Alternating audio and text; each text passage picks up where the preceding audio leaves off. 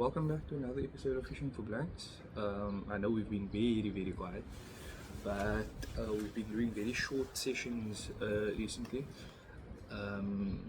Basically, it was so short that we can't even record some content. So for the past 2-3 weeks, we've been doing those short sessions, and mainly night sessions, so it's very tricky to record. Myself and Emma were actually out on the NSRI last night. We were fishing with some bloodworm, prawn, wandies, and we actually got two very nice pickups. Unfortunately, the fish spat the bait, and yeah, it was it was screaming reels, bending rods. It was just crazy. But like I said, unfortunately nothing stuck, and yeah, it was just probably one of those days. But today I'm basically, the reason I'm looking down is I'm looking at the tackle, but today basically what I want to do is a Kob test for you guys.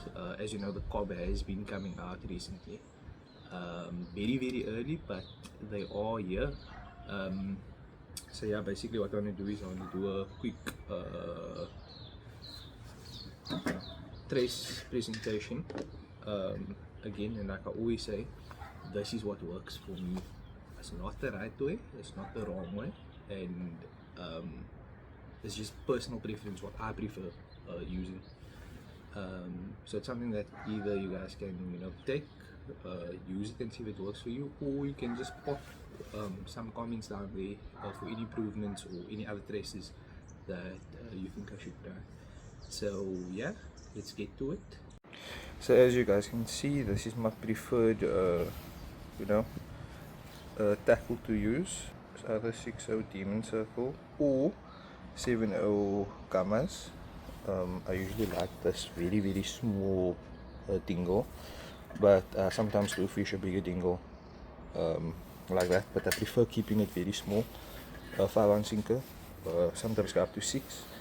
I have 0.7 fluoro, the double X one, but I also like the triple fish fluoro, and then I sometimes fish 0.55 or 0.6 trace line because I fish a limited slide. So yeah, I think that there is for the brass. Usually use 0.5, 0.45 trace line, and then obviously you have your LV. Love that line as well. But yeah, let's get to it. Yeah, so basically what I start off by doing is I start off by creating the limited slide. This is 0.7 LB leader. I don't really use it for leader, I usually use it for like trace line. The 0.55 or the 0.6 is what I usually use as my leader, just so that the knot is slightly smaller to go through the tips. Even though I noticed that even if I throw 0.7 on my technium, because the rod eyes are so big, tends not to really it tends to go through smoothly. It doesn't really affect it. But when I fish on my Diablo, because it's a lot, the rod eyes are a lot smaller, I fish with a 0.55 just so that it makes it easier and it doesn't knock each eye and ultimately affect the casting. So yeah, let's start with the price presentation. So I usually just start off with 3 swivels, 2 beads. I know it's a bit rusted in here, but yeah, it is what it is. I usually start off with 3 swivels. I know it's a lot, and I know people are going to say, yeah, it's a waste of, tackle and stuff like that, but again, like I said, this works for me. So yeah. Okay, so yeah, so I'm going to start off by creating the limit slide. Look here, this is still from last night. A prawn claw. Anyway, start off by taking about, I don't know, whatever you feel comfortable about, how long you want your drop on your cast and whatever. I prefer it typically around 50, 60, I don't know. That's what I prefer. So I'm just going to cut it off camera. There the beads and the float goes. But anyway, so basically I start off by just, I think it's called a double uni, I don't know, but we do that, we pull that, and we wet it, cut the tag end off. Scissors is very blunt, but okay. And now I need to get another bead.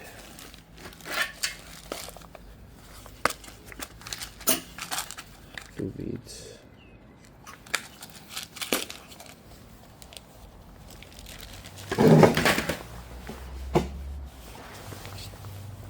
And now one bead in,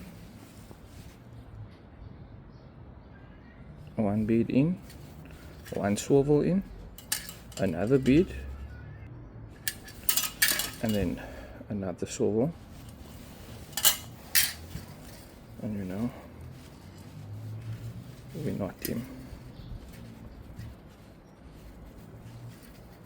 with him, put him back. There we go, got the tag end off. There we go, there's your limited slide now created. I know in the other video I've explained it. This end here goes to your leader on your main line. This one here, this one hanging here, goes onto your sinker, and this one here goes onto your hook. So basically what happens is, when you're fishing, your sinker gets stuck, right? And you basically have, when the fish picks you up, it will pick you up until the limited slides knocks against the sinker swivel, and then that's when it will pull your sinker loose. So it also acts as like an automatic, you know, strike to the fish without you actually striking. So yeah, the importance of the beads, I prefer having the beads here so that the swivel doesn't hit your knots and possibly you know, burn it off. I don't know if that is something to be concerned about, but yeah, I've never had a issue where a fish picks me up and the knots break.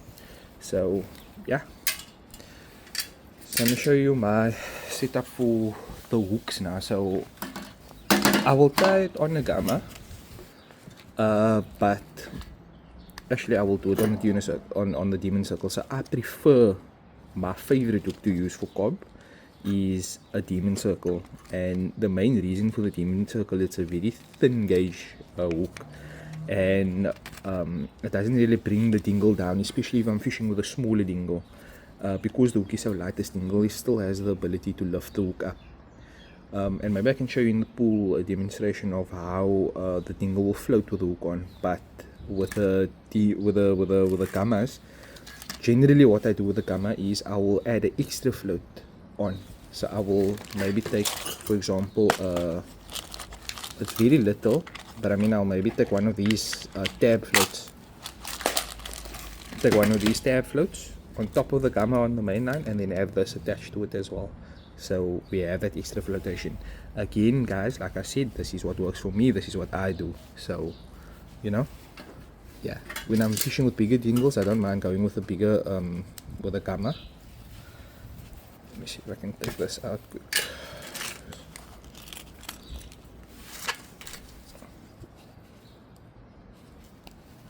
Then I don't mind fishing with a gamma like that. You know, then I don't really even put the floaty on top on the main line.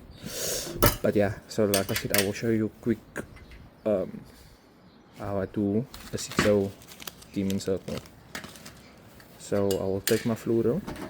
I love fishing fluoro, guys. Like, I don't know, it's just, I saw a video once where someone was showing like the effects of, you know,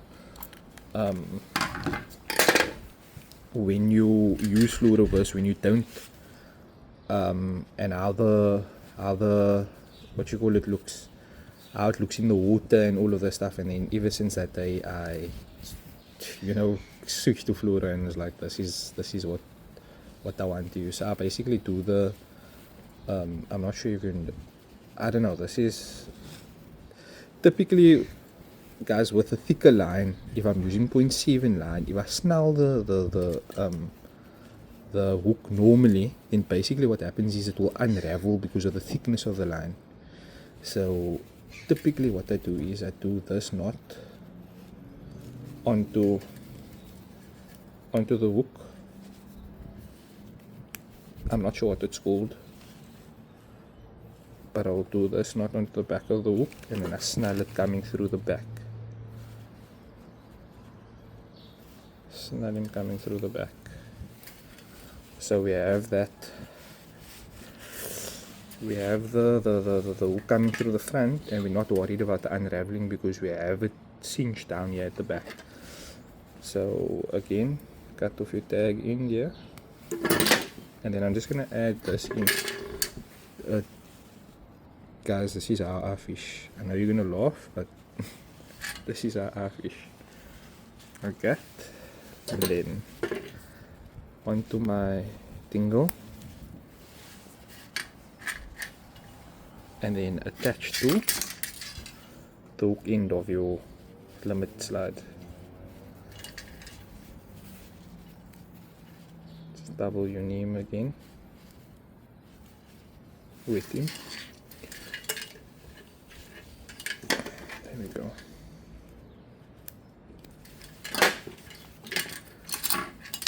So there's your, what you're going to clip in.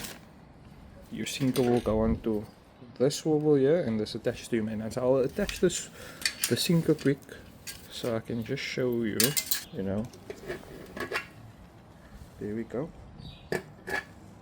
We clip him like that. We put this a nice ocky port on with some banker around, or some sardine around, or just plain ocky or choka, and we cast this thing. We cast this thing to the back holes. So also the reason I prefer smaller bait is because it doesn't do the spiraling in the air. If you have bigger dingles, sometimes I do fish bigger dingles because then I've used less bait and the bait looks big. But with these ones, I prefer having a small streamline baits that I can cast very, very far. Even if the southeast is pumping, especially also, I prefer fishing these small ones because it just tends to go a bit further and it doesn't do that loopy thing in the air. So yeah. So just a demonstration in the pool. I know it's a bit dirty, but yeah, basically what happens is once your line hits, your dingle unclips, and basically it will float.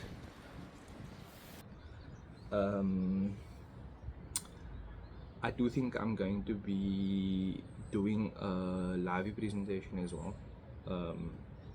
shortly, soon. A live bait trace that you can cast or slide. I'll do both of that. But also, like I said, the reason I like buying these hooks is because I prefer using them for liveys. So I know people are also going to say, yeah, you can use your PKK, you can use all of this. The reason I like using this is because it's very light, thin gauge hook, very, very light. You don't need, if you're sliding a smaller livey, the livey will be able to lift this thing up. This is a very heavy hook, your PKKs. So typically, you know, with the bigger liveys you also need them, but now if you have only small liveys, then you know they're going to be swimming nose down because of this hook. But then with the live presentation also, I do this as well. I put the extra flotation on there with my 7.0 demon circle with the extra hook at the bottom. And then obviously with the cable tied through the eye and stuff like that. But again, that I'll show you in the next trace demo. Also, I know people will also say, yeah, demon circles bend open, and you know they do this and they do that. Personally, I've put approximately 100 kilo bronzy on a single demon circle. The thin gauge demon circle, 100 kilo bronzy, and we didn't pulley the fish out because I mean we were using very light tackle, but I ended up landing that shark on a demon circle. So yeah, and it was a very, very big shark. The shark, basically what happened to our reel, the spool of the reel basically cracked, and yeah, broke the reel after we reeled it in. But the video is actually in the shorts of that bronzy. But yeah, like I said, this is the trace that works for me. prefer using it. Also, another thing that I've noticed sometimes happens is if your if the hook where you clip your bait in is angled too much, then basically what happens is this thing struggles, the dingle struggles to get loose, and then you will end up having this thing in the water without it clipping out. And then when you reel it in, you will see it comes out exactly like this. So also, just something to note, sometimes I clip this thing slightly shorter or very short so that it just has enough to stay on, like clipped in when I'm casting, and once it touches anything like the water even, then it will unclip. So yeah, that is it from us guys, or at least from me. We hope to bring you some content soon again. I think we'll do some decent day sessions, hunting the last of the brass. Like I've said multiple times in this video, this is what works for us. So, you know, take it with a pinch of salt. Take it, if we're doing something wrong, let us know we're doing something wrong in the comments. But this is what works for us, and this is what we like doing. So, yeah, hope you guys enjoy the episode. We will catch you on the next one. Thank you.